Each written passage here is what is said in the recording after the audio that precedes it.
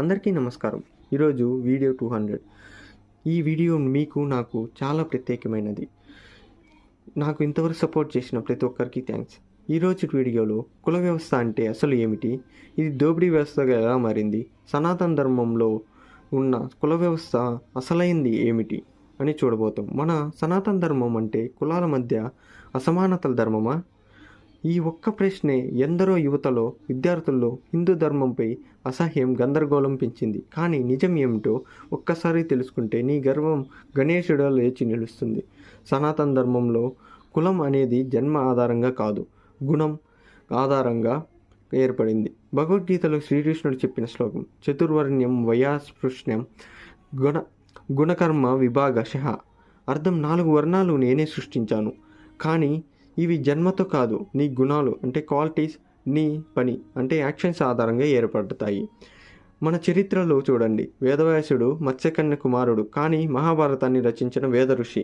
వాల్మీకి క్షుద్రజీవి నుండి ఋషిగా మారి రామాయణాన్ని రచించాడు. శబరి ఒక ఆదివాసి మహిళ, కానీ రాముడు స్వయంగా ఆమె ఇంటికి వచ్చి ఆమె పళ్ళు తిన్నాడు. నంబూదరి బ్రాహ్మణుడు కాకుండా శూద్రులు, వైశ్యులు కాకుండా గురువులుగా నిలిచారు.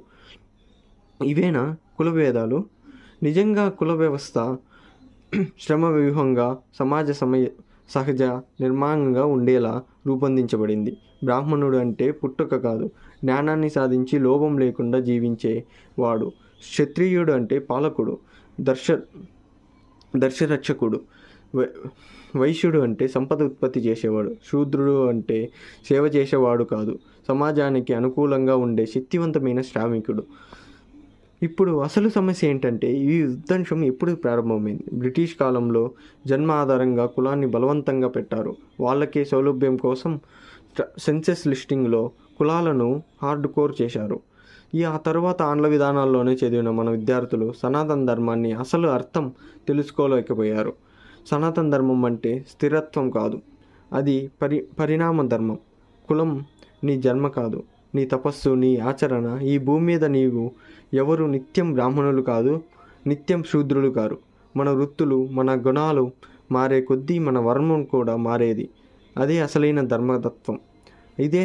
ఇకనైనా నిజం తెలుసుకుందాం. కుల వ్యవస్థను గందరగోళంగా చేసే బదులు మన శక్తులను గుర్తించి నీ కార్యాన్ని అర్థం చేసుకో. అదే నీ వర్ణం.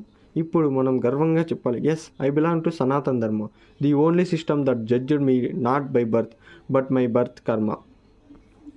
ఇది ఒక బోధించే వీడియో మాత్రమే కాదు, ఇది ధర్మాన్ని రీక్లెయిమ్ చేసుకునే నినాదం.